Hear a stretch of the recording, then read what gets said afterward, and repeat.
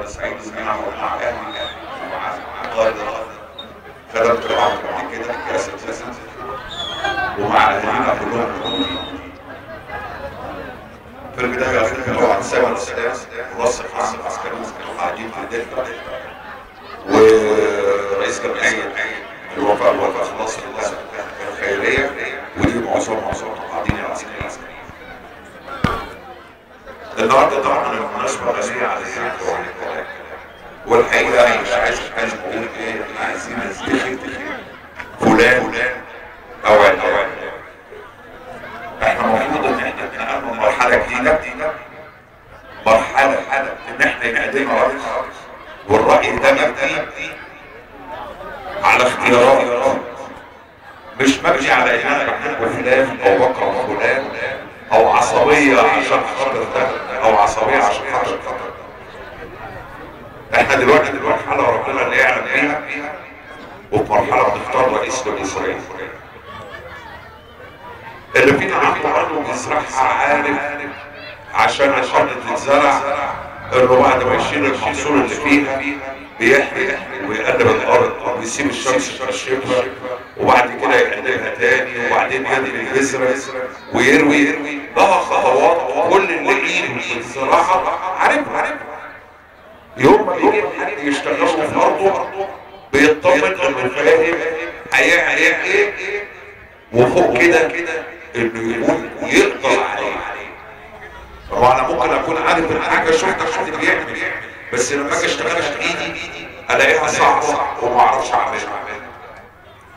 لو الحاجه دي على قد مصلحته لوحده وهو حر يجرب ما يجربش يفلح ما يفلحش دي مشكله. لكن احنا دلوقتي بنتكلم على بلد حالها مركب الموجة عمال يفهم يمين وشمال ما كانش هيمسك تثبيتها صنايعي صح وعارف بيعمل ايه يبقى احكينا بينا كلنا. طب احنا بنختار رئيس. طب قبل ما نختار رئيس مش نعرف احنا عايزين ايه؟ هي مجرد البطاطس الفاضي عايزين حد يقعد يقول كده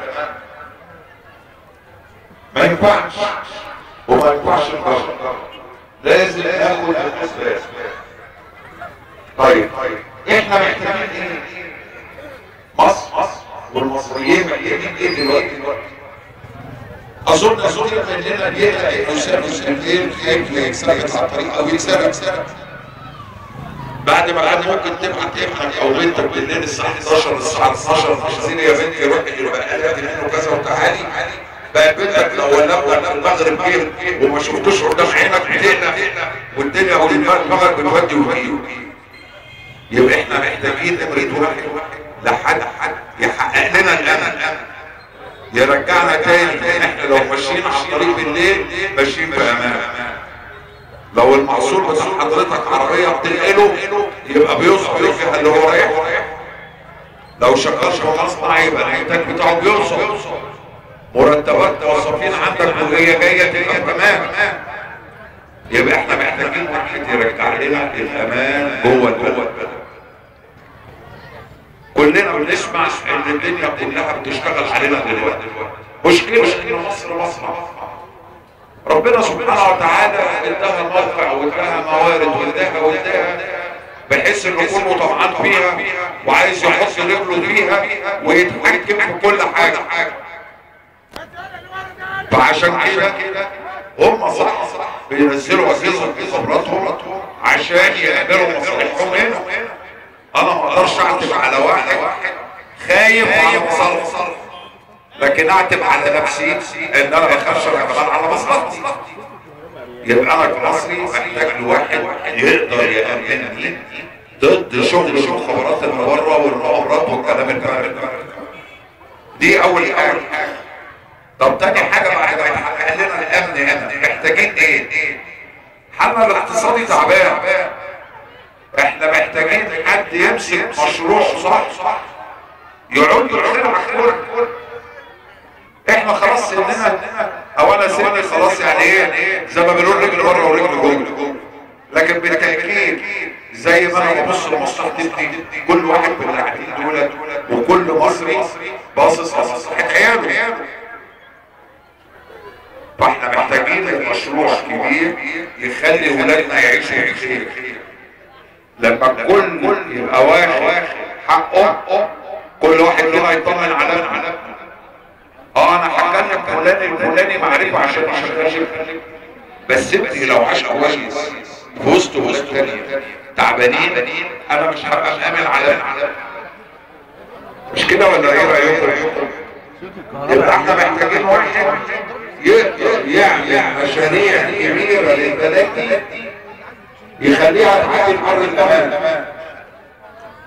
الحاجه الثالثه اللي هيجي ده ما معهوش موسم، مش هيجي النهارده بكره هنلاقي الارض خضرت والمصانع اشتغلت والفلوس بقت في البنوك مش عارفين نوديها فين. لا، ده احنا في فتره فيها شغل فيها تعب على امل ان احنا قريب ما يتحسن. طيب لو حد جه وقال لك اصبر معايا وبعد سنتين بعد 3 هنبقى كويسين، هتصدقوا ازاي؟ يبقى لازم الراجل ده اكون بحبه وواثق فيه انه لما يديني كلمه هينفذها.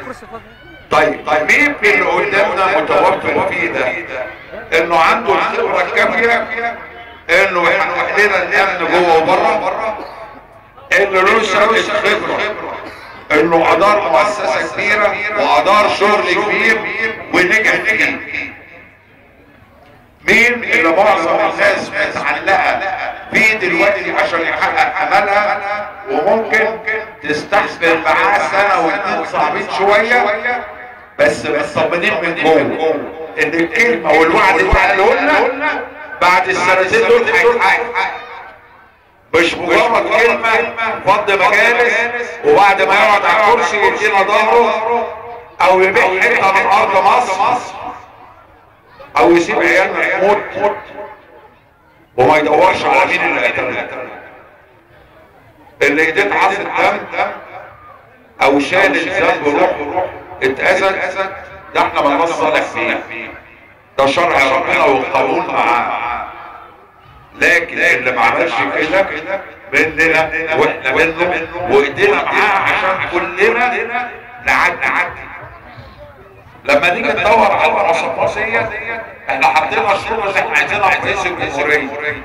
قدامنا واحد، قدامنا 2، قدامنا 10 بيتهيألي الكل يقدر يوزن ويقول يبقى اللي يحقق الكلام فلان مش فلان، وبرضه حر تختار زي ما انت عايز، لكن اختار على اساس انا عايز الرئيس ده يعمل ايه. طيب في ناس بتقول النتيجة معروفة مقدمة، دي مشكلة. ليه؟ النهارده الكلام اللي بيتقال ان الرئيس اللي قبل كده جه ب 12 مليون صوت وعشان كده هو معشر عين، ومنتهى املهم ان الانتخابات اللي جايه ايا كان اللي ينجح باصوات اقل عشان يبقى عندهم نفس الحجه اللي يغنوا بيها بره. هم مش عارفين يغنوا بيها جوه لان كلنا في الهوا سوا وشايفين وعارفين الدنيا فيها ايه، لكن هم بيغنوا على بره علشان يحاربوا بلد. فهل هنقعد في بيوتنا ونقول البركه في اللي نزل وكده فلان الفلاني ناجح وفي الاخر نلاقيه ناجح ب6-7 مليون وندي فرصه للي يقول ده الاصوات قليله اللي الناس مش عايزاها. نختار اللي احنا عايزينه بس ننزل ونقول راينا. لاول مره يبقى لنا فرصه كمصريين ان احنا نقول راينا، وبنقول راينا حسب اللي احنا مصدقينه من جوانا، مش عشان واحد جاب لي شكاره دقيق ولا ازازه زيت ولا 2 كيلو سكر. هنجيب واحد لان بنقول احنا متعشمين في الله بالخير ان هو ده اللي يحقق لنا غلط.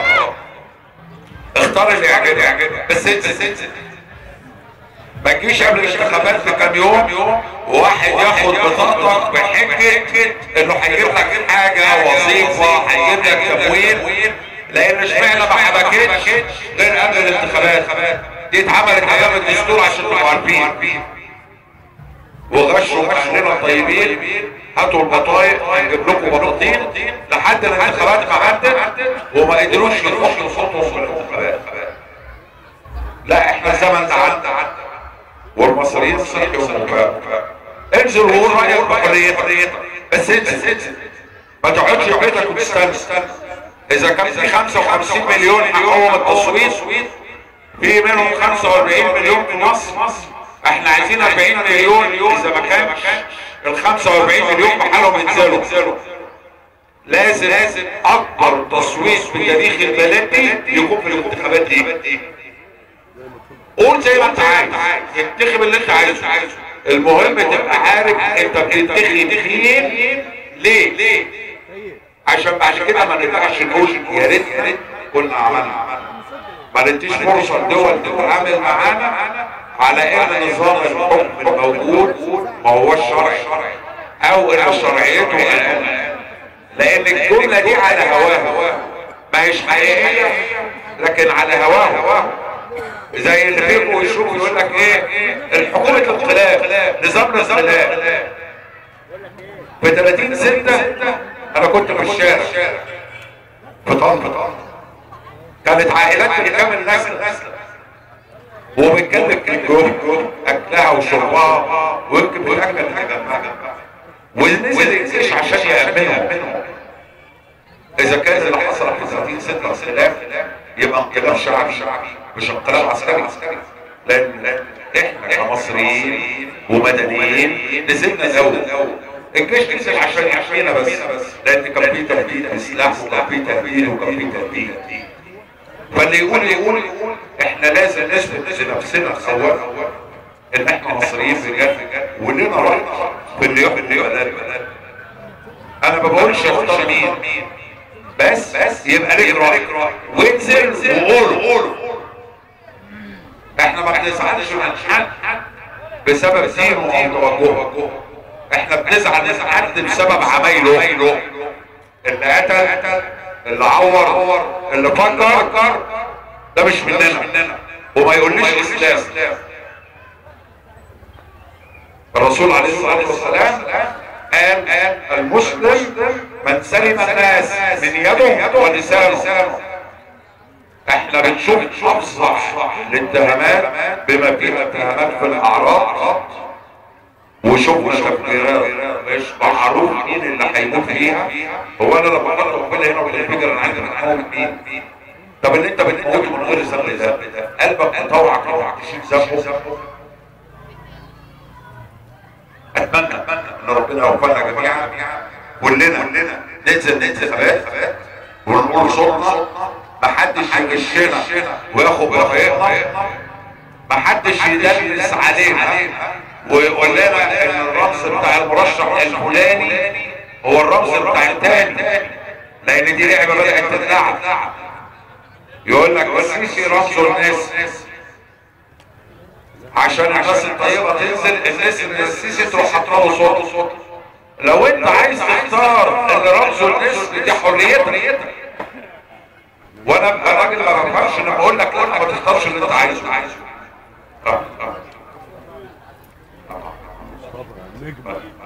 فهي دي النقطه اللي احنا بندور عليها. المشير السيسي الرمز بتاعه النجمه، اللي بيختار النجمه. اذا كنا بنتكلم على مين اللي يقدر يحقق الامن، اعتقد مش هيكون اكثر من واحد مسك رئيس جهاز المخابرات، واحد مسك قائد منطقه عسكريه. طبعا اعتقد انا في الجغرافيه يعني على الاقل 90% من الناس ما بيجيش عارفين يعني ايه منطقه ويعني ايه جيش، يعني ايه قائد جيش، ايه المساحه اللي بيتحرك عليها، ايه المشاريع اللي عنده وبيقدر يديرها. فهو له سابقه نجاح في اداره مشاريع كبيره. بالنسبه للمحبه اللي انا بسمعه واشوفه في الشارع ما شفتوش من ايام جمال عبد الناصر من حد لزعيم. فهو الراجل وفرت فيه الاساسيات اللي انا اتكلمت فيها. نتمنى ان ربنا يولي علينا وان هو يكون سبب خير في البلد دي.